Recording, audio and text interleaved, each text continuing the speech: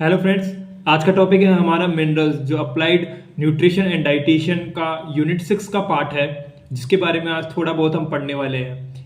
ठीक है, हम पढ़ने वाले हैं मिनरल्स, जिसकी सबसे पहले हम आउटलाइन देख लेते हैं। इसके अंदर हम पढ़ने वाले क्लासिफिकेशन यानी मेजर मिनरल्स कौन कौन से हैं।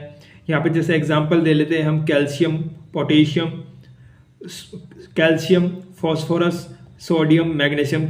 इसके फंक्शंस क्या क्या है, डाइटरी सोर्स क्या क्या है, यानी और इसके बारे में बात करते हैं रिकमेंडेड डाइटरी अलाउंसेस क्या क्या है। फिर इसके बारे में जनरल पॉइंट बात कर लेते हैं। स्टार्टिंग करते हैं इसके बाद जनरल पॉइंट से। इसका मतलब हो गया कि हम बताना चाह रहे हैं कि जो मिनरल्स होते हैं वो एक इनऑर्गेनिक सब्सटेंस होते हैं, ठीक है, जो हमारी बॉडी में सिंथेसाइज्ड नहीं होते, यानी हमारी बॉडी उसको सिंथेसाइज नहीं करती है, बनाती नहीं है। मिनरल्स आर माइक्रो न्यूट्रिएंट, यानी मिनरल्स होते हैं बहुत सूक्ष्म न्यूट्रिशन होते हैं, ठीक है। Constitute about 4 to 5% of total body weight, यानी हमारी बॉडी का कम से कम मिनरल्स ही 4 से 5% वेट ले जाते हैं। हम बात कर रहे हैं कि हमारी बॉडी में 24 टाइप के यानी 24 minerals are important for the human body. हमारी बॉडी के लिए 24 प्रकार के या फिर 24 टाइप के मिनरल्स बहुत ज़्यादा इंपॉर्टेंट हैं। इसके बारे में हम बात कर लेते हैं। अब बात करते हैं क्लासिफिकेशन ऑफ मिनरल्स।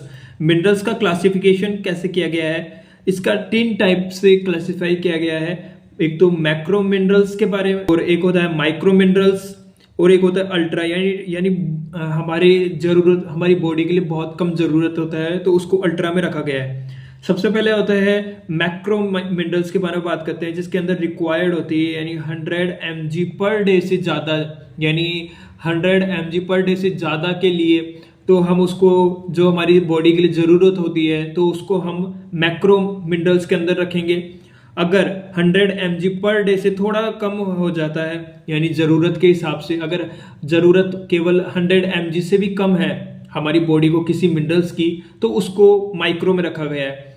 और 100 mg से भी बहुत ज़्यादा कम, जैसे हम बात कर लेते हैं 20 से 40 mg पर ग्राम पर डे, ठीक है, तो उसको अल्ट्रा में रखा गया, यानी हमारी बॉडी के लिए बहुत ही कम इसेंशियल होता है तो उसको रखा गया है।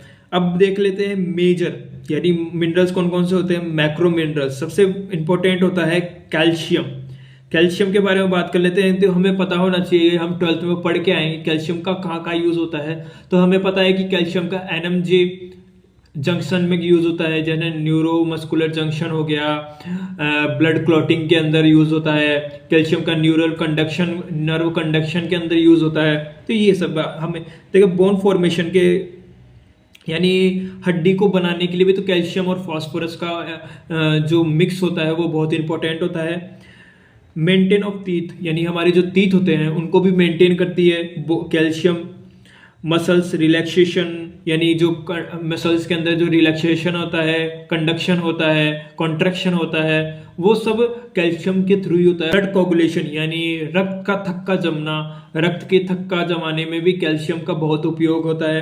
BP रेगुलेशन के अंदर, नर्व कंडक्शन के अंदर। अब हम बात करते हैं नर्व कंडक्शन के अंदर कैसे, तो थोड़ा हम डिस्कस कर लेते हैं। हम 12th में पढ़ के आए कि नर्व कंडक्शन कैसे होता है। यहाँ पे कुछ चैनल्स होते हैं जहाँ पे होते हैं कैल्शियम चैनल्स पाए जाते हैं। तो कैल्शियम इसके अंदर एंटर करेगा, और जो ये सिंपैथिक वेसाइकल होते हैं, सिनेप्टिक वेसाइकल्स होते हैं, इनसे बाइंड होकर इनको प्री सिनेप्टिक मेम्ब्रेन के पास पहुंचाएगा, और ये कुछ कारण से फटेगी, और इनके अंदर से जो न्यूरोट्रांसमीटर होता है वो निकल के रिसेप्टर्स के पास, और रिसेप्टर के पास जाने के बाद और ये दूसरे न्यूरॉन्स के पास चले जाएंगे।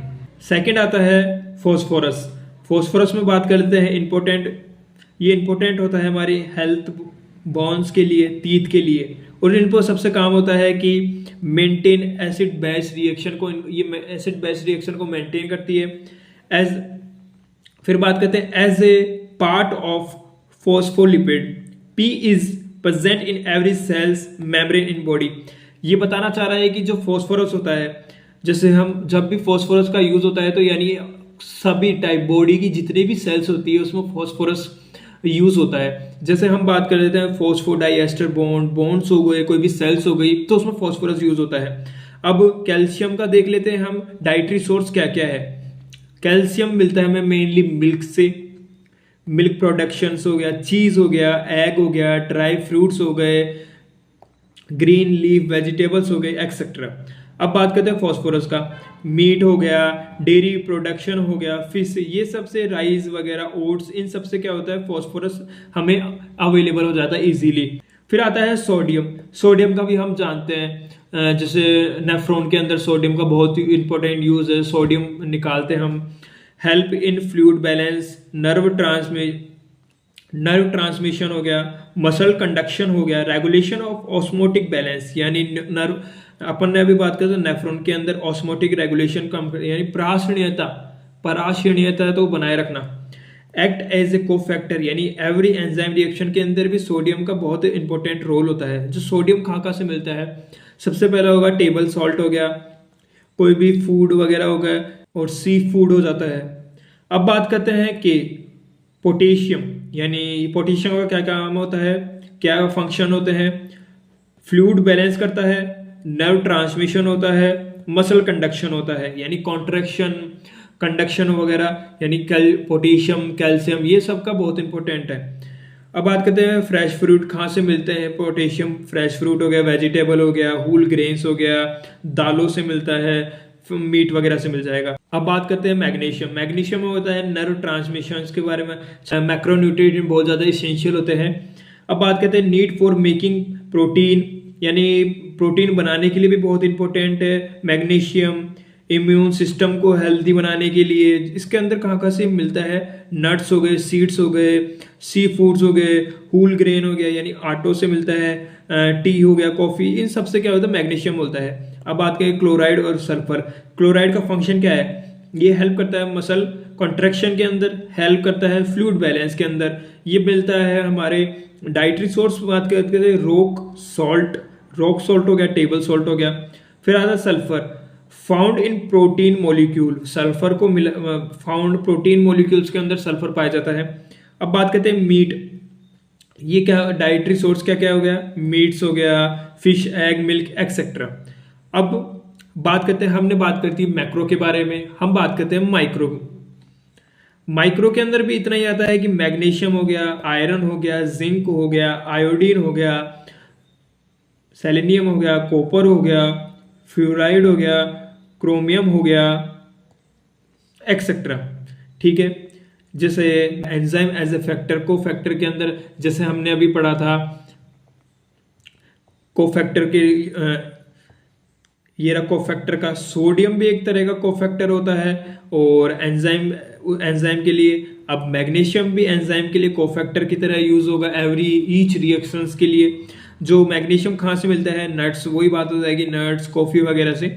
अब बात करते हैं आयरन के बारे में। O2 ट्रांसपोर्ट और signal transaction, part of A molecule haemoglobin found in RBC that cries O2 in body. ठीक है, और यानी इसका मतलब बोल रहा है कि हीमोग्लोबिन, O2, आरबीसी, आयरन क्या काम करता है कि आरबीसी के अंदर आयरन होता है, जो हीमोग्लोबिन होता है ना, उसके अंदर आयरन पाया जाता है। ब्लड के अंदर आयरन होगा तो आयरन से क्या होगा, ऑक्सीजन बाइंड होंगे, ऑक्सीजन के जो मॉलिक्यूल होंगे वो बाइंड होंगे।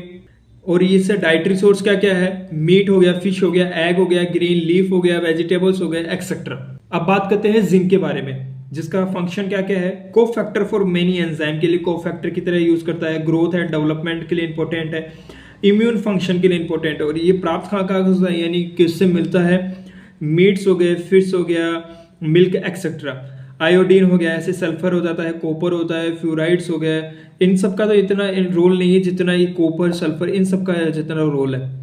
फिर आ जाता है रिकमेंडेड डेली अलाउंसेंस, RDA। ये बहुत ज्यादा इंपॉर्टेंट टॉपिक है, इसमें से MCQ बनते हैं। ओके, तो हम बात करते हैं मिनरल्स, जैसे सोडियम पर डे कितना लेना चाहिए, 5 से 8 ग्राम तक हमारा सोडियम का जो कैपेसिटी है केवल 5 से 8 ग्राम तक ही है, इससे ज़्यादा ना इससे कम। फिर आ जाता है पोटेशियम, क्लोराइड हो गया, कैल्शियम, पोटेशियम ऐसी तरह पोटेशियम हो जाता है 4 से 5 ग्राम हो जाएगा, 10 से 15 क्लोराइड हो गया, कैल्शियम हो गया 600 mg पर डे की बात कर रहे हैं यहाँ पे। ठीक है, mg यानी मैग्नीशियम हो गया 1000 से 1500 mg। ठीक है, आयरन हो गया 17 से 21 mg, copper, iron, iodine, sulphur, ये सब आप अपना आप से पढ़ सकते हैं, ठीक है। इन सब की PDF मैं अवेलेबल करा दूंगा अपने चैनल पे, तो आपको वो लिंक होगा, लिंक पे क्लिक करके आप ये PDF ले सकते हैं, अच्छी तरह से रीड कर सकते हैं। ये बेसिकली आपको एग्ज़ाम के जो एग्ज़ाम आ रही है आपके पास में, तो उसको रिवीजन करवाने के लिए होता है, इसलिए आपको खुद मन से बनानी पड़ेगी। ये मेन टॉपिक है, तो आप थ्योरी के अंदर जो भी आप थ्योरी बना रहे हो उन टॉपिकों में ये टॉपिक ऐड करते जाना, जिससे आपकी जो थ्योरी होगी वो और ज़्यादा इफेक्टिव जो उभर के आएगी, ठीक है। ये सब जो मेन टॉपिक है ये बहुत ज़्यादा इंपॉर्टेंट है, तो आप बस इनको थोड़ा याद कर लेना, तो आप जो भी बना पाओगे इनसे बनाने में आपको और ज़्यादा हेल्प होगी। ये सब फिर आ जाते हैं, इंपॉर्टेंट होता है कि कैल्शियम को जो डेफिशिएंसी डिसऑर्डर क्या क्या है, यानी कैल्शियम की कमी से क्या क्या होता है। सबसे पहला होता है हाइपोकैल्शियमा, यानी कैल्शियम की कमी से हाइपो का मतलब तो कम और हाइपर का मतलब होता है ज़्यादा। तो हाइपो यानी कैल्शियम, कंफ्यूज होना है अगर कैल्शियम की कमी हो रही है, यानी नर्वस सिस्टम में कैल्शियम कम जा रहा है, नर्वस सिस्टम में कैल्शियम ही नहीं है, ठीक है। हमारी बॉडी में कैल्शियम नहीं है तो नर्वस सिस्टम में भी तो खराबी तो आएगी, क्योंकि कंडक्शन नहीं होगा, न्यूरॉन्स का कंडक्शन नहीं होगा, तो मेमोरी लॉस होगी, मसल्स सप्रेस हो गई, यानी मसल्स NMJ जो जंक्शन होता है वहाँ पे भी तो इंपॉर्टेंट होता है कैल्शियम।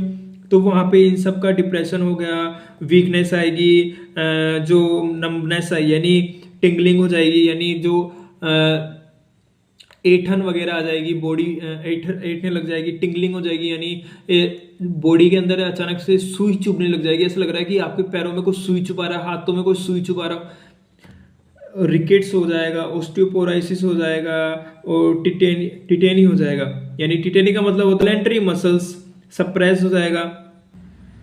ये सारे टॉपिक है, आपको इजीली करने में आपकी हेल्प करेंगे। इसका रिवीजन कर लेना, लास्ट टाइम एग्जाम में बहुत काम में आएंगे आपके। ये जो छोटे छोटे टॉपिक्स मैंने अभी बताए हैं ये मिनरल्स के हैं। अगर आपको वीडियो बेनिफिशियल लगी हो तो चैनल को सब्सक्राइब या लाइक कीजिए, और आपका OML पे आपका स्वागत है। Thank you for watching.